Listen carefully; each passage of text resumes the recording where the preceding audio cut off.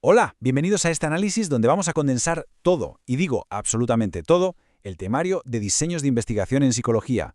Vamos a ir desde la observación más sencilla en el entorno natural hasta cómo montamos un experimento súper controlado para entender qué pasa realmente en nuestra cabeza. ¿Vamos al lío? Para organizar este resumen general, nos vamos a mover por 5 grandes bloques. Empezaremos repasando los fundamentos, pasaremos a los diseños no manipulativos, luego al control experimental puro y duro, saltaremos a la realidad cuasi experimental y cerraremos con el enfoque cualitativo. Arrancamos con el primer bloque, los fundamentos de la investigación. A ver, la gran división de la que siempre partimos. Por un lado tenemos la investigación cuantitativa. Ya sabéis, el enfoque hipotético-deductivo, donde nos encanta medir, estructurar variables y básicamente traducir la realidad a números. Pero por otro lado está la investigación cualitativa. Esta es puramente inductiva, mucho más flexible y busca capturar esos significados humanos profundos que no caben en una simple hoja de cálculo. Pero claro, elijamos el bando que elijamos, aquí no se improvisa. Hay unas fases súper claras que seguir, sí o sí. Todo empieza planteando un problema, formulamos nuestras hipótesis, decidimos cómo y a quién vamos a medir, recogemos esos datos y por último toca analizar e interpretar. Saltarse un paso aquí es literalmente cruzar la línea entre hacer ciencia rigurosa y simplemente opinar. Pasamos al segundo bloque, los diseños no manipulativos. Aquí la clave es mirar pero no tocar.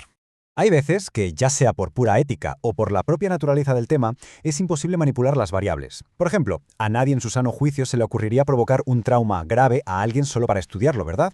Por eso seleccionamos a los participantes por características que ya traen de serie, como la edad o el género.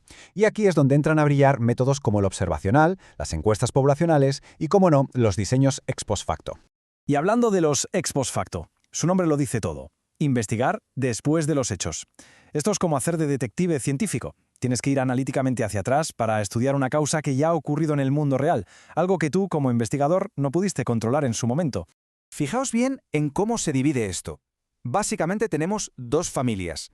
Los retrospectivos, donde tanto la causa como el efecto ya son historia cuando empiezas el estudio, y los prospectivos, donde la causa ya ha ocurrido pero nosotros seguimos observando hacia adelante en el tiempo para ver qué impacto acaba teniendo en el futuro. Pero bueno, aquí nos topamos con la pregunta del millón. Si todos estos métodos se basan en observar lo que ya existe, ¿cómo demostramos de verdad, de forma incontestable, que una variable específica es la causa directa del cambio en otra? Para responder a eso de forma contundente, nos metemos de lleno en el tercer bloque, el control experimental, el núcleo duro de la ciencia. Para poder decir esto causa aquello con total seguridad, hay 3 reglas de oro. Primero, la contingencia temporal. La causa quiere ir antes que el efecto, siempre. Segundo, la covariación. Si una cambia, la otra también. Y tercero, y esto es vital, la no espuriedad. Vamos, que tenemos que estar seguros de que no hay ninguna variable oculta por ahí metiendo ruido y contaminando nuestros resultados. Una vez en el laboratorio, podemos ajustar un poco la escala del experimento. Los diseños unifactoriales son geniales para aislar una sola variable independiente y ver qué pasa exactamente con ella. Pero claro, sabemos que la mente humana es compleja y multicausal. Ahí es donde sacamos la artillería pesada con los diseños factoriales, que nos permiten ver cómo interactúan simultáneamente 2 o más variables independientes. Este esquema es súper interesante porque nos muestra los diseños intersujeto y sobre todo cómo logramos ese aislamiento casi mágico de los datos. Usamos técnicas muy finas como la aleatorización pura, la constancia o el famoso doble ciego. Son auténticos bisturís metodológicos para crear grupos que sean idénticos y quitar de en medio cualquier posible sesgo. Y el impacto real sale a la luz al comparar sistemáticamente. Tienes un grupo experimental al que le aplicas un tratamiento específico y un grupo de control equivalente al que no le haces nada. Al comparar los resultados finales, el efecto exacto de esa intervención salta a la vista de una manera estadísticamente impecable. Pero claro, la ciencia no vive encerrada en una torre de marfil. Así que entramos en el bloque 4, la realidad cuasi experimental. ¿Qué pasa cuando queremos investigar ahí fuera, en el mundo real? Pues que cuando queremos experimentar en la calle, en un colegio o en un hospital, lograr ese control aséptico de laboratorio es logísticamente imposible o incluso poco ético. Así que tiramos de los diseños cuasi experimentales, donde básicamente trabajamos con grupos intactos que ya están formados. Y los ejemplos prácticos son el pan de cada día en contextos aplicados. Imaginaos que queremos evaluar un programa contra la agresividad en las aulas.